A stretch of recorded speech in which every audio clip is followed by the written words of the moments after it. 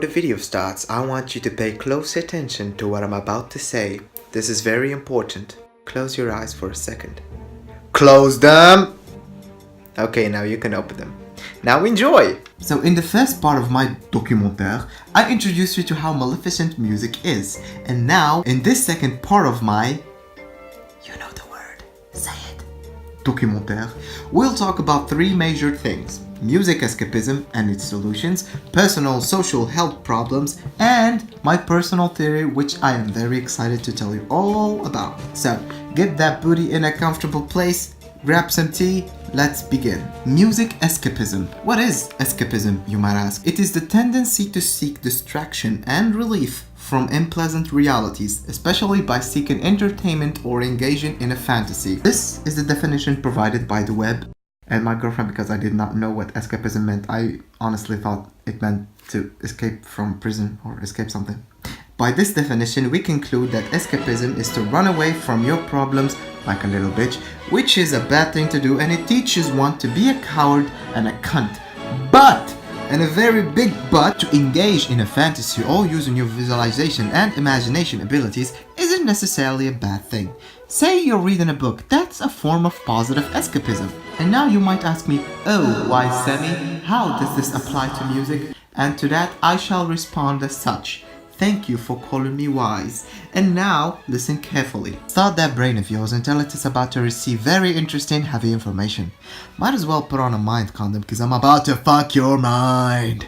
So I'm sure you're familiar with the saying, divide, conquer, which is a principle used in wars, conflicts, PS games, and whenever your mom taught kasata shakshoka with your friends or family, then you gotta take that bitch down. Now, when applied to music, the Grand Masters who ought to control the world, I'm referring to the Jews, You sneaky Jew rat!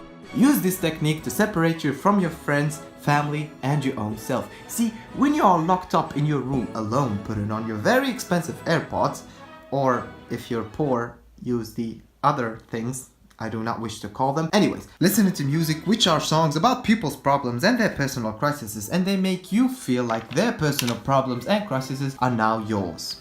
That's part 1, divide, executed perfectly. Now comes the conquering part. By singing about spreading hate, being rebellious, killing people and making immoral things seem okay, or taking pride in doing forbidden things and make you think it's okay.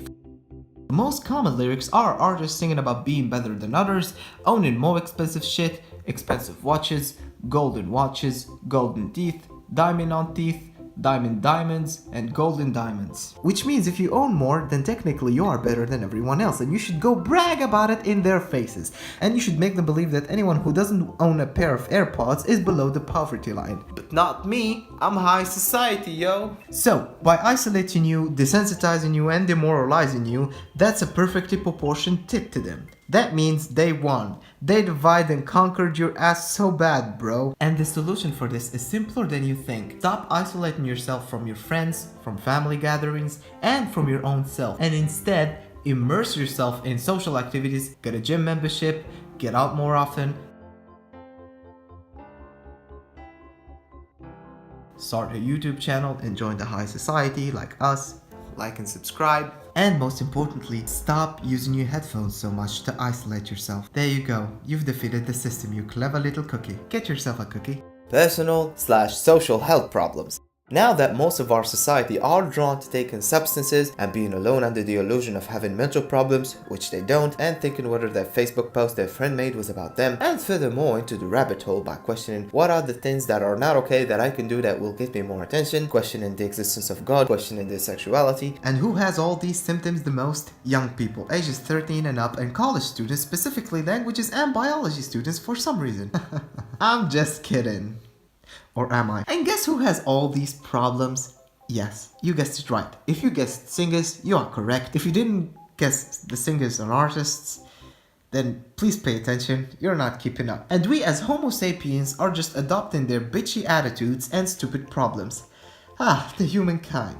So stupid. Because of the music industry indoctrinating people and teaching them all of the bad nonsense, we now have a broken society, one that runs on the broken morals and ripped jeans and K-pop and these Versace clothes and sulking. Why, God? Why? Finally, to my theory. I would love to know what you think about all of this down in the comments, so be a good chap and comment down below, right? So, my theory is essentially about how music ruins a person's mind. First, let me remind you... Did you see what I did there? Let me remind you... Never mind. Let me remind you that the mind is the most crucial vital element in the body. So how does music control our minds and ruin our thoughts? Through these simple yet effective methods. 1. Destroy and rebuild. Using pernicious lyrics and binaural beats, they destroy your mind and put their own teachings and principles. To make this even simpler, see that building over there? We want to build them all. So what do we do about it?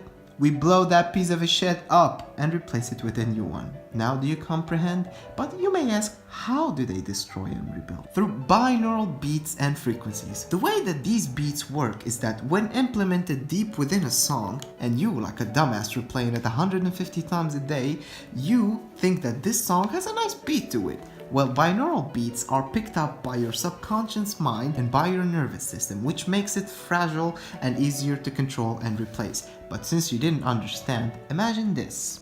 Imagine this is your brain, and it runs by principles, morals, guidelines, and it knows your favorite ice cream flavor. And these are the soldiers guarding it.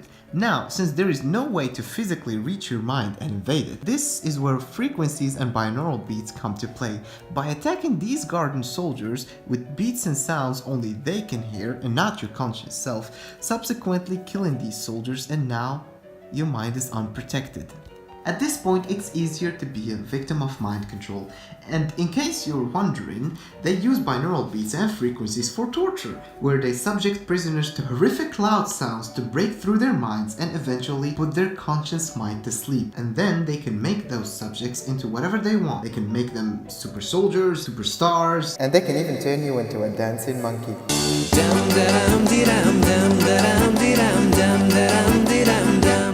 Oh, by the way, they use the same techniques with you, only on a softer level. How, you ask? They actually depend on you to keep repeating the same song over and over and over and over and over and over and over again until the beats and frequencies do their job and break through your mind and put it to sleep. To make you believe whatever they want you to believe, and to make you think the way they want you to think, and to feel about certain things in a certain way that they control. Now, solutions. I want you to wake up because when the video started, I told you to rest that booty. Now I want you to shake that booty. I'm sorry. Go and wash your face and sit down and realize some things about what I said. Contemplate. Use your mind. Stop listening to music as much. Not because it's haram or forbidden, because it violently rapes your mind. It changes you. It violates you. It violates your core and turns you into a goddamn cunt. Honestly, do not think of it as an escape because it never is. You're just postponing the inevitable. Control when you should listen to music. Know what you're listening to and read books and enjoy classical music instead. And try to enjoy light music, happy music that actually sings about feelings, not money, not cars, not what I have and what you don't have, because that's honestly just toxic. And now, excuse me, I really have to go pee. I'd love to know what your thoughts about this. Let a comment down below to let me know and share, bitches.